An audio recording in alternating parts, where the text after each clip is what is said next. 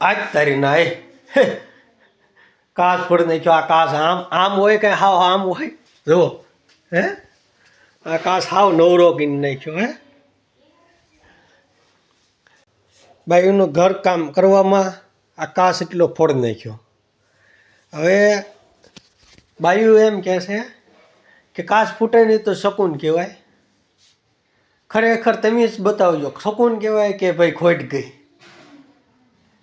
ખરેખર કારણ વગરની 1500-2000ની નુકસાની ગઈ.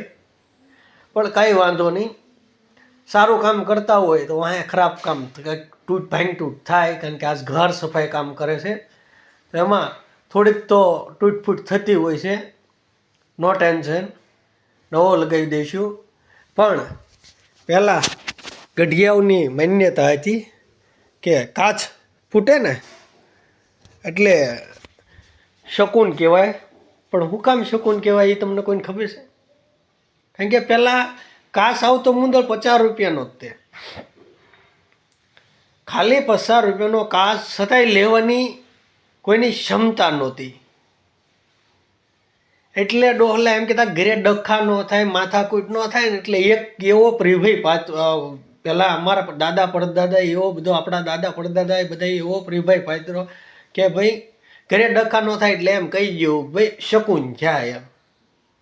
પણ ખરેખર શકૂન ન કહેવાય. અમુક નુકસાન થયું પણ ઘરે માથાકૂટ ન થાય અને કોઈ જાતની ઓલી ન થાય, એટલે બધા આ નુકસો કરતા કે ભાઈ કાચ ફૂટે એટલે શકૂન ગણાય. ખરેખર કાચ ફૂટે એટલે શકૂન નહીં જ ગણાતા. પણ તમને આ કહું કે આ હવે કાચ નખાવવા માટે પહેલાં તો આપણે જે કાચવાળા હોય એની દુકાને જવું પડશે, એનું માપ લેવડાવવું પડશે, એને લઈને અહીં આવવું પડશે અને કાચ નખાવવો પડશે. તો ઓછામાં ઓછો 1500-2000 રૂપિયાનો આ કાચ થશે.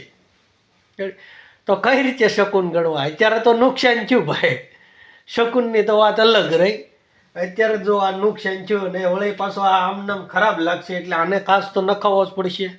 આ ડ્રેસિંગ કાચ છે, રોજ જોવાનું હોય, એમાં વસ્તુ બધી પડી રહેતી હોય, ગોઠવવાની હોય, તો સાફ સફાઈ દ્વારા આ તૂટી ગયું. તમારા ઘરે આવું બને તો ખરેખર માથાકૂટ કે ડખા ન કરવા, સાનું માનો કાચ નખાયો ને એમ માનું શકૂન થયું.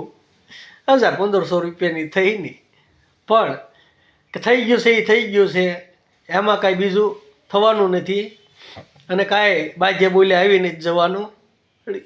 એટલે મારે તમને એટલું જ કહેવાનું કે જે થઈ ગયું છે એ થઈ ગયું છે. હવે આ કાચ આપણે નવો ફિટ કરાવવાનો છે. હમણાં જઈએ આપણે કાચવાળાની દુકાને અને એને અહીંયા લઈને આવશું, આ માપ લેવડાવશું અને માપ લઈને જશે ને એ માપનો એ કટિંગ કરશે અને પછી કાચ લઈને આવશે અને કાચ આપણે લગાડીશું.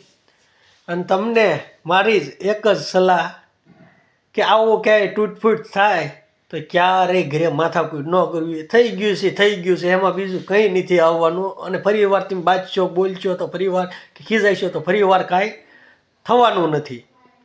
તો આ વિડીયો ગમ્યો હોય તો લાઈક કરજો, શેર કરજો અને કોમેન્ટમાં જણાવજો અને વિડીયો મારા જોતા રહેજો.